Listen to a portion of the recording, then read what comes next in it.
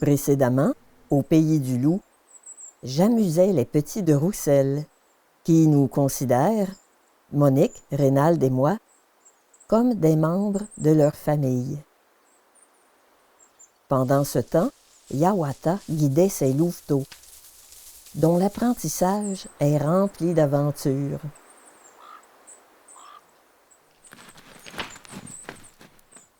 Nous ignorons ce que l'automne nous réserve. Suivre la meute des Manitou dans ses nombreux déplacements sera notre principal défi.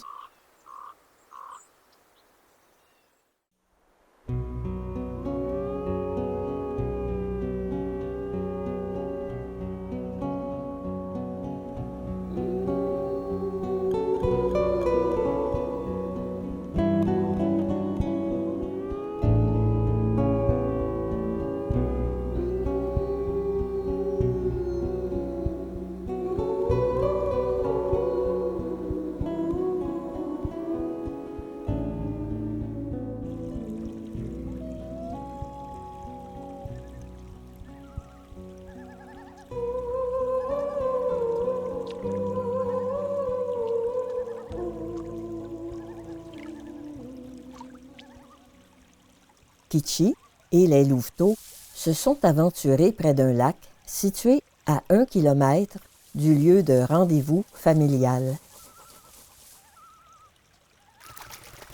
Ces canards branchus juvéniles pourraient être ceux que nous avons suivis en été. Malheureusement, le brouillard matinal nous empêche de voir ce que font les loups. Le voile se lève pour saluer l'arrivée d'un personnage qui intimide déjà nos petits explorateurs. C'est le seigneur Lancelot du Lac. L'orignal comprend vite à qui il a affaire.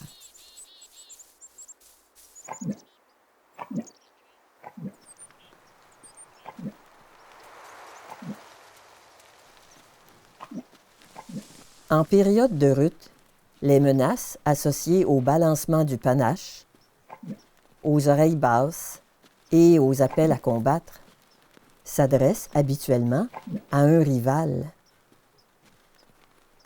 Les loups saisissent néanmoins le message.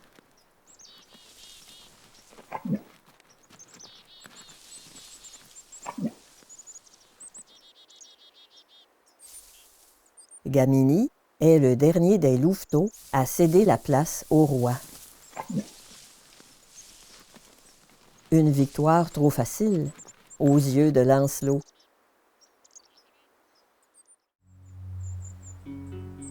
Quelque peu déstabilisés par leur mauvaise rencontre, les louveteaux, influencés par Kichi, décident de poursuivre leur excursion.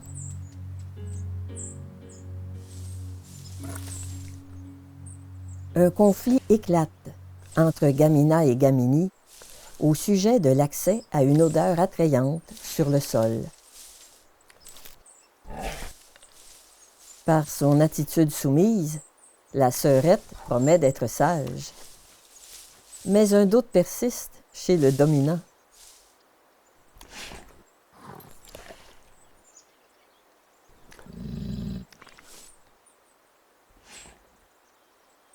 Un bel exemple de négociation entre loups.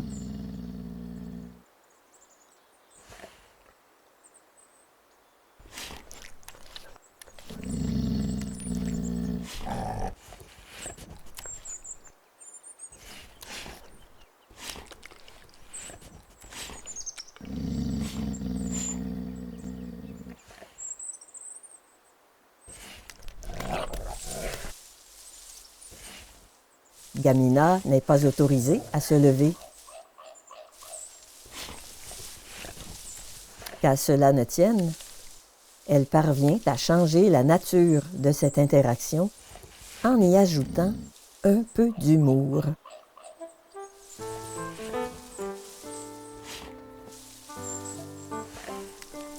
Gamini souhaitait asseoir son autorité, mais il se laisse prendre au jeu.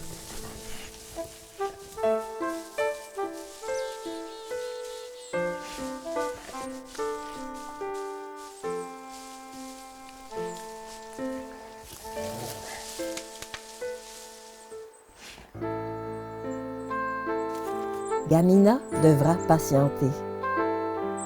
Son frère a clairement établi son droit de satisfaire sa curiosité avant elle.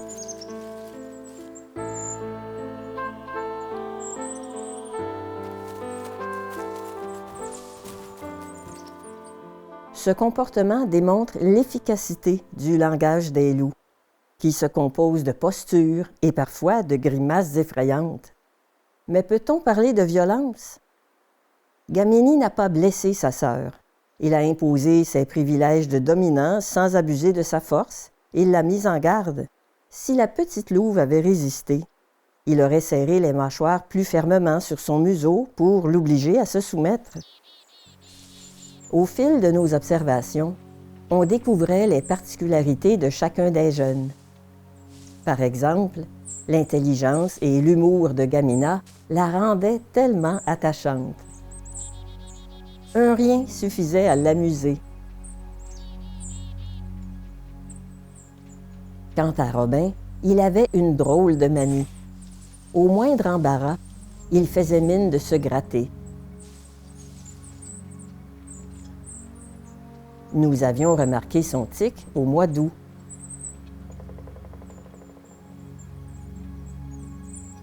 Au début, le grand roux semblait timide, mais il faisait surtout preuve de sagesse. Nous avions nommé la plus grande des louves de la portée Princesse Grise. Elle était discrète, craintive et surtout très belle. On apprenait aussi à mieux connaître Mindy, cette petite louve délicate et nerveuse. Maintenant que nous les aimions tous, on se posait une question difficile. Lesquels, parmi les 7 louveteaux, allions-nous revoir l'année suivante? Nous savions que le taux de mortalité naturelle est élevé durant le premier hiver. Avec de la chance, 3 petits atteindraient l'âge d'1 an. Et j'espérais secrètement que Kichi, mon préféré, serait l'un d'eux.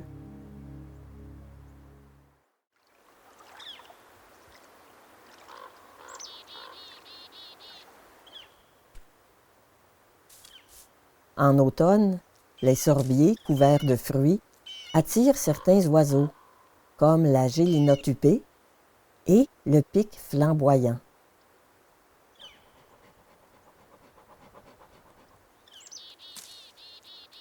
La gélinote cueille les sorbes sans en laisser tomber sur le sol. Pour sa part, le grand corbeau arrache des grappes qui se retrouvent par terre, non loin de Kichi, cet éternel curieux.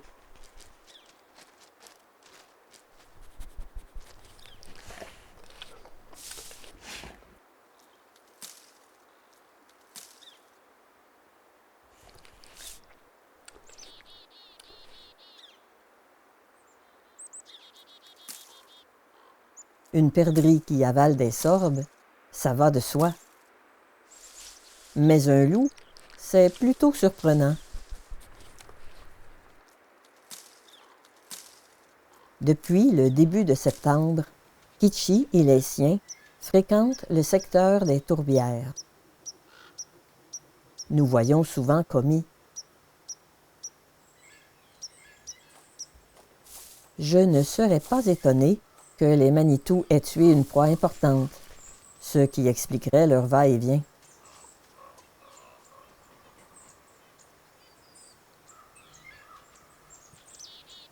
Robin a repéré quelque chose.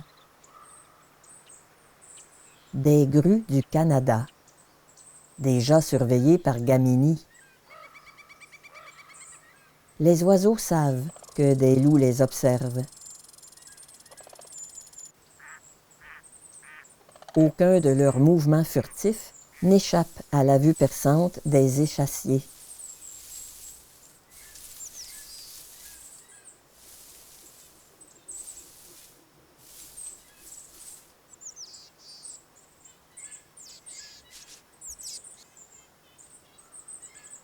Pendant qu'une des grues mange, l'autre monte la garde.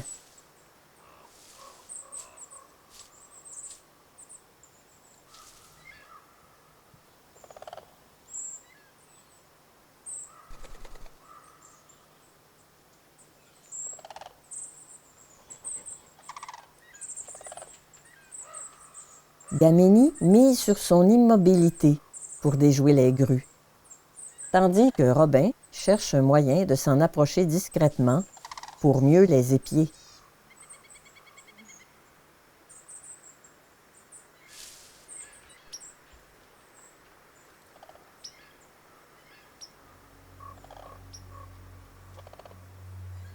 Soudain, Gamina s'avance, un peu trop à découvert.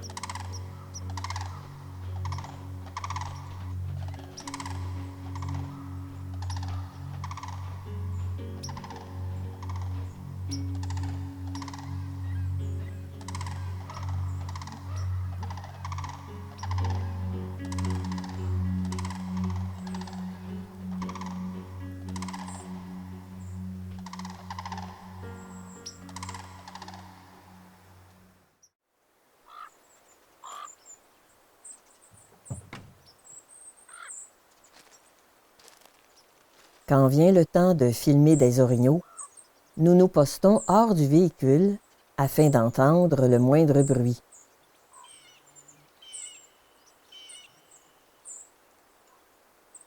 Pour maximiser nos chances, nous devons faire le guet jusqu'au coucher du soleil. Parfois, les choses ne se déroulent pas comme prévu.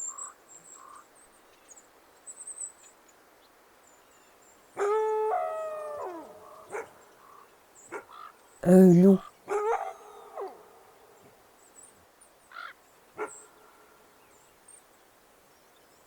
Hiawatha est tombé sur nous alors qu'il se promenait avec quelques jeunes.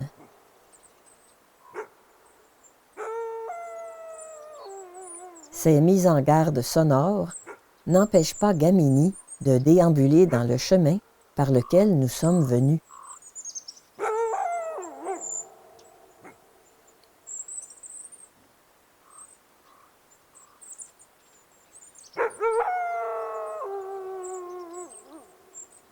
Hiawatha s'adresse directement à nous, mais comme nous ne sommes pas sur le lieu de rendez-vous de sa famille, rien ne nous oblige à partir.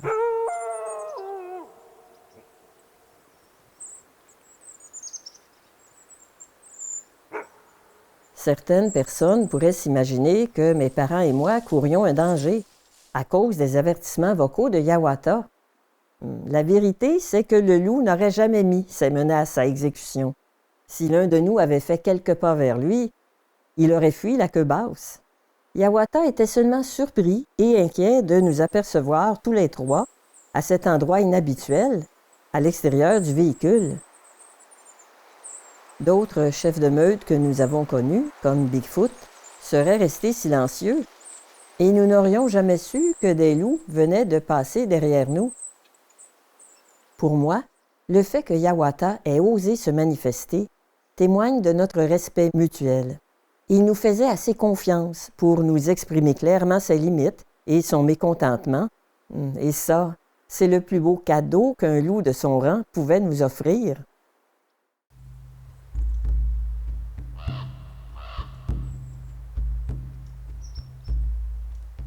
Patte Blanche, Hiawatha, Komi et les jeunes sont en déplacement dans la région des tourbières. Comme d'habitude, ils se suivent en gardant une certaine distance entre eux.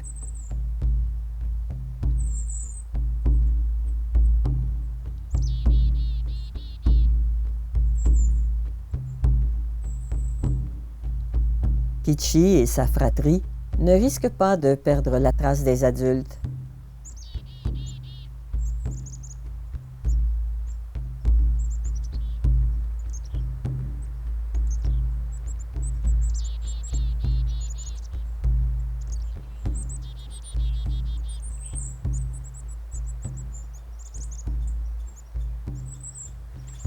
Les rivières paresseuses et les étangs de castors constituent des endroits propices où exercer ses talents de limier. Il y a tant de personnages à connaître.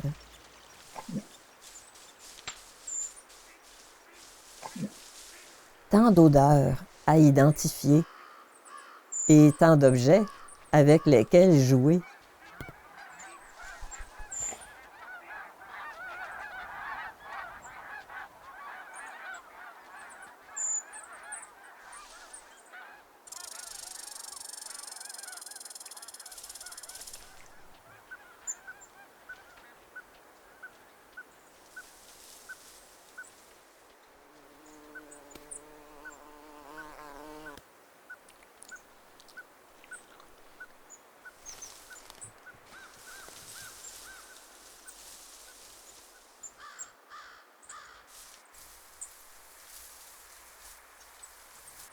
Des petites proies peuvent être débusquées le long de la vieille piste.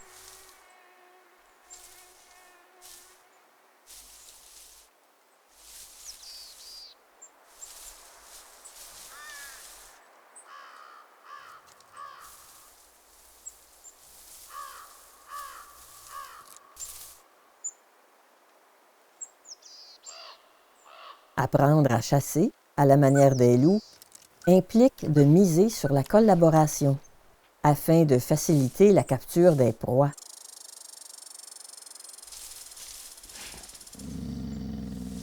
Pour avoir du succès, Robin et Kichi devront mettre leur rivalité de côté.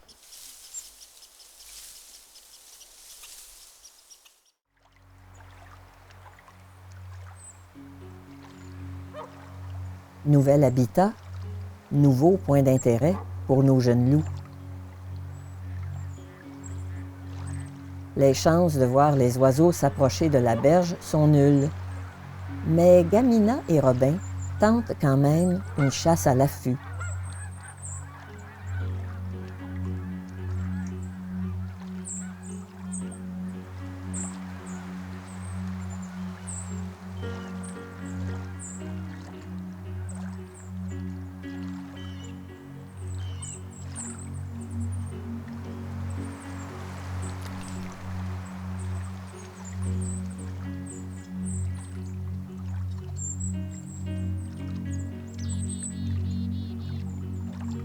Impatiente, Gamina change de stratégie et elle effraie les bernaches pour de bon.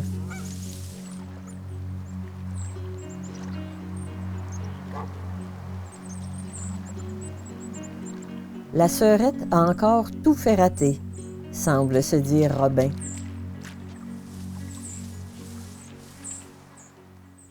À 2 pas de là, un lièvre captive l'attention de Gamini.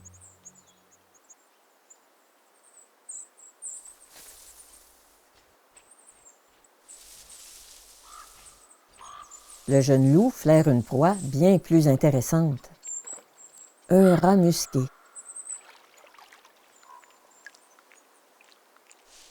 Robin souhaite participer à cette chasse. Kichi aussi.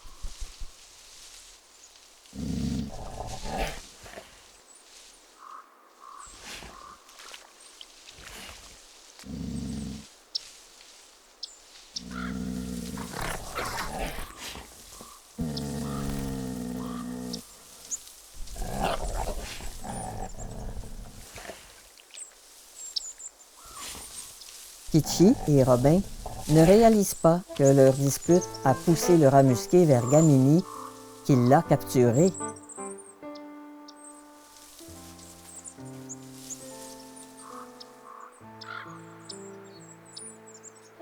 Le duo retiendra-t-il la leçon?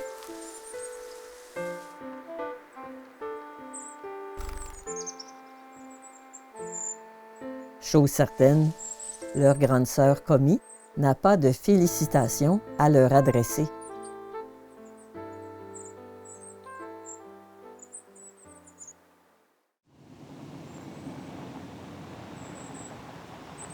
Des bouleaux coupés par des castors. Décidément, ces rongeurs entament leurs travaux d'automne très tôt cette année. Beaucoup de courage et de force sont nécessaires pour entretenir un barrage de cette taille.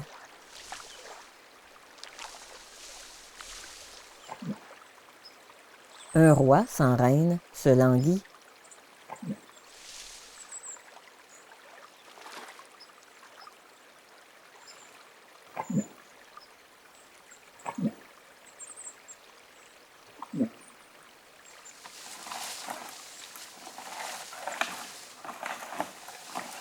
Comme cela arrive souvent, l'orignal en rut confond les bruits faits par les castors avec ceux d'un congénère.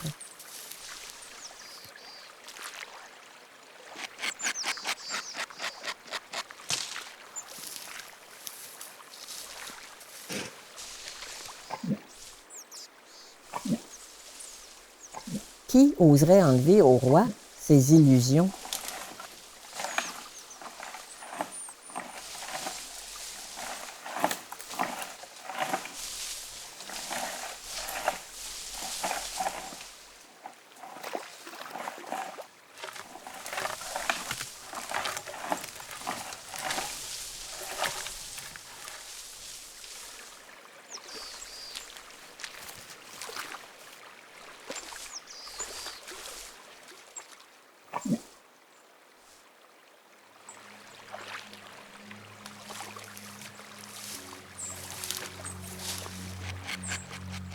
Les espoirs du roi ne pourraient être comblés que par une chose.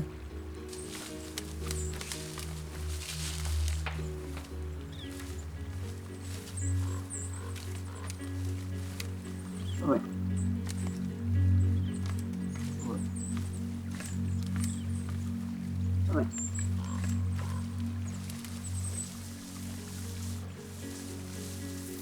Oh. Oh.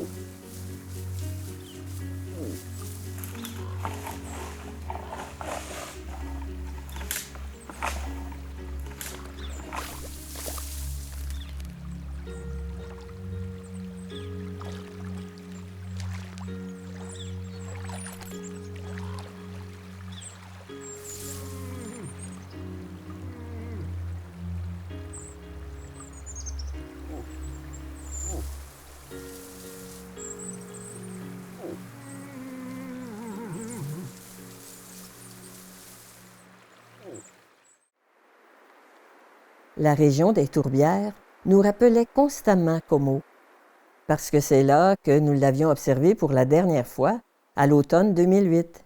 Après Babalou, Como est le loup qui a manifesté le plus d'ouverture et d'intérêt à notre égard. Quand nous passions devant la butte de sable, où il avait l'habitude de se reposer, on avait l'impression qu'il nous apparaîtrait, tellement sa présence demeurait fortement imprégnée en ces lieux.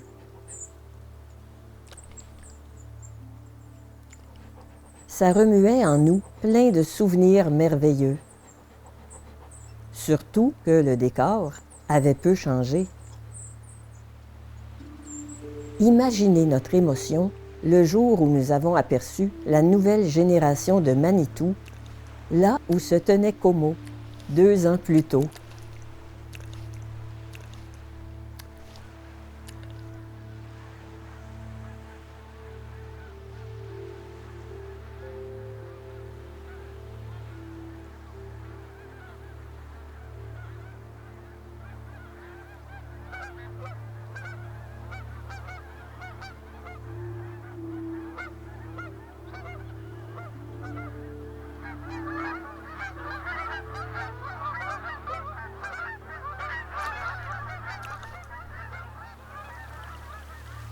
La mauvaise météo n'atténue en rien le bonheur teinté de nostalgie que nous éprouvons en observant Kichi, Gamini, Robin et Gamina sur la butte de Como.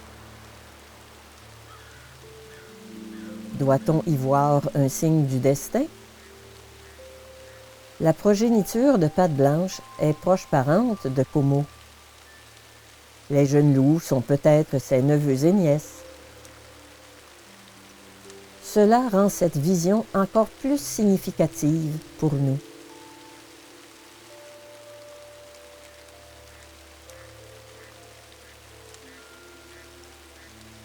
Le reste de la meute doit être au repos dans les alentours.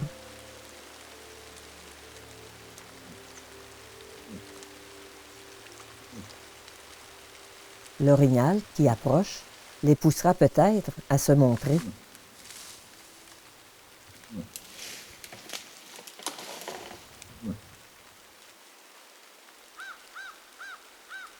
Princesse Grise et Mindy semblent déjà apeurées par le nouveau venu.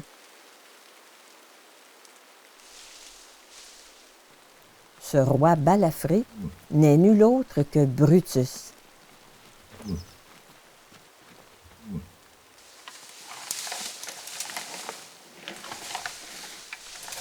Les jeunes loups réagissent différemment en présence de l'orignal.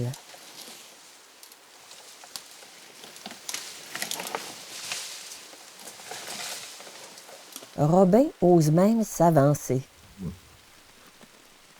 Une bravade aussitôt imitée par Gamini. Voyant le roi s'éloigner, Mindy sort de sa cachette.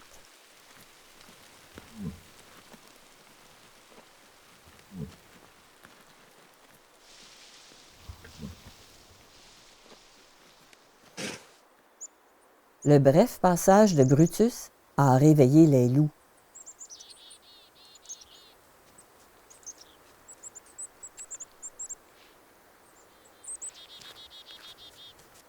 Robin rejoint Kitchi, son compagnon de jeu favori.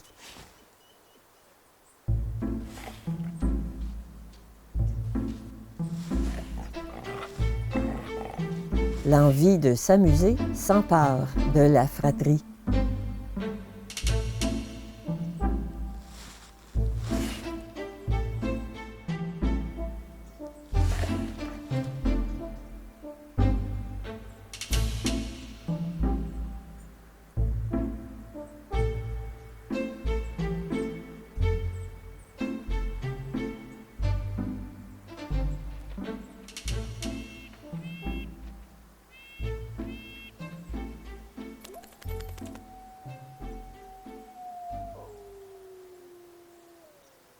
Quand la voix de Patte Blanche brise le silence.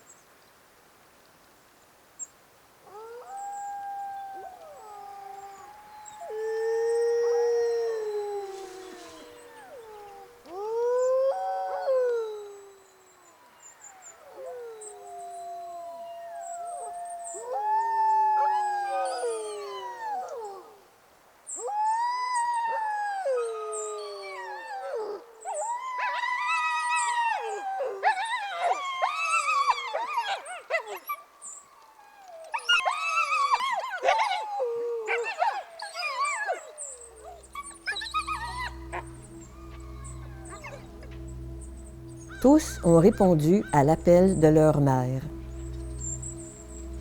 Un signe du destin? Oui, c'en était un.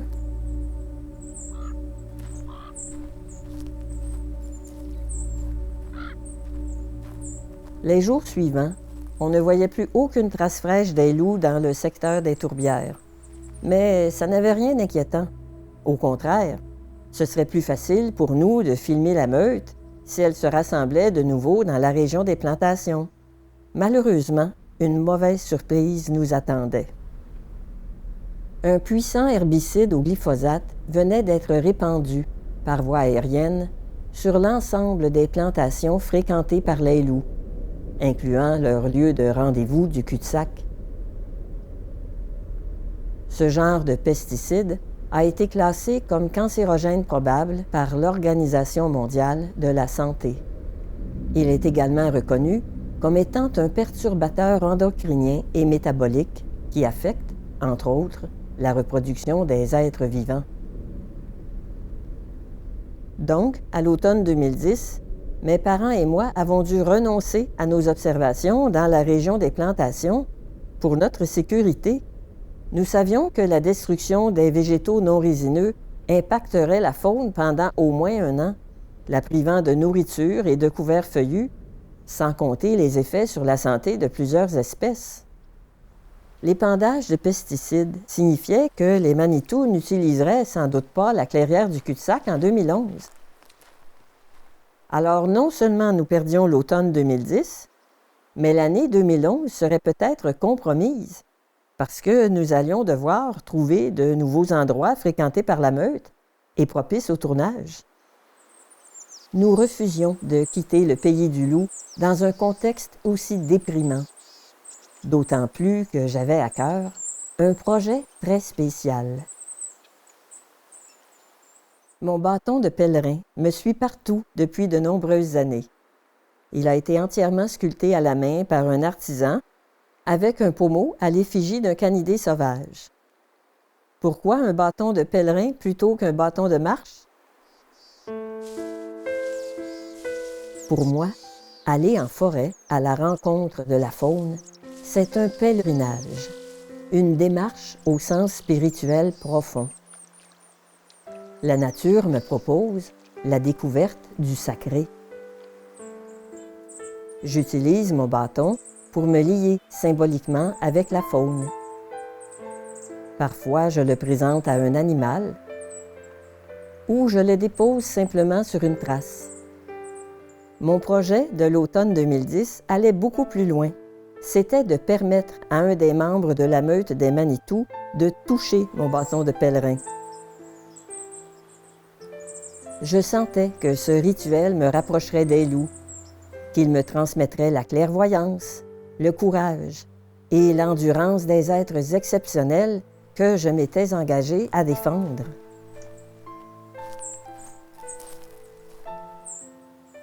Peut-être que tout ça n'a de sens que pour moi. Bref, j'ai pu tenter ma chance quand la meute se reposait dans la région des tourbières par une belle journée de septembre.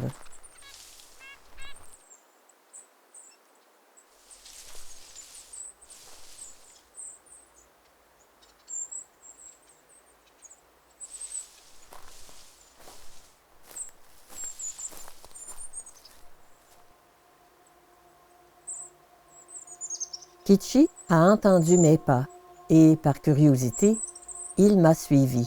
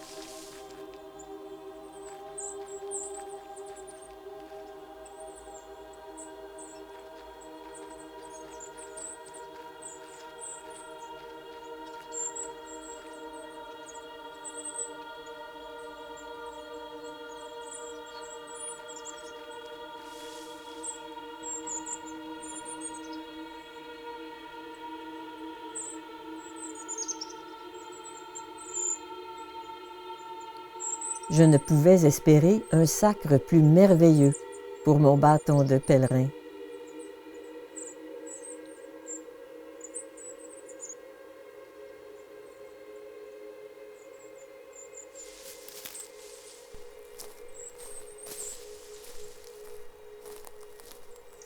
Après le départ de Kichi, étrangement, une meute invisible marchait à mes côtés, nous promettant, à mes parents et à moi, une future saison d'observation du pin dépassant nos attentes.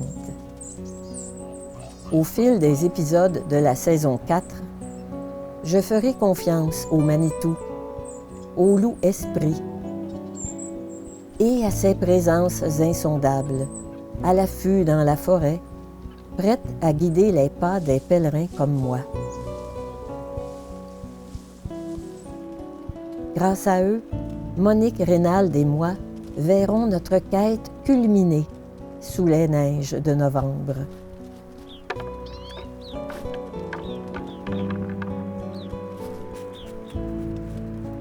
Un pèlerinage à suivre hors des sentiers battus dès janvier 2025 au Pays du Loup.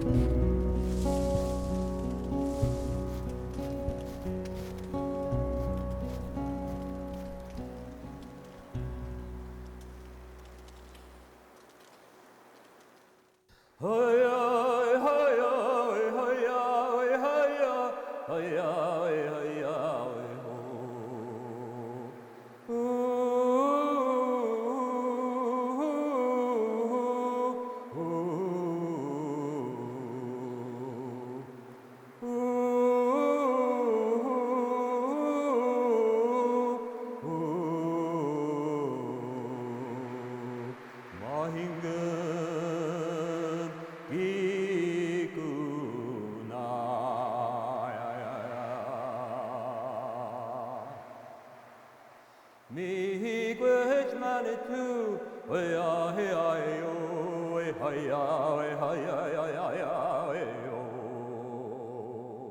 Then again, my gun, we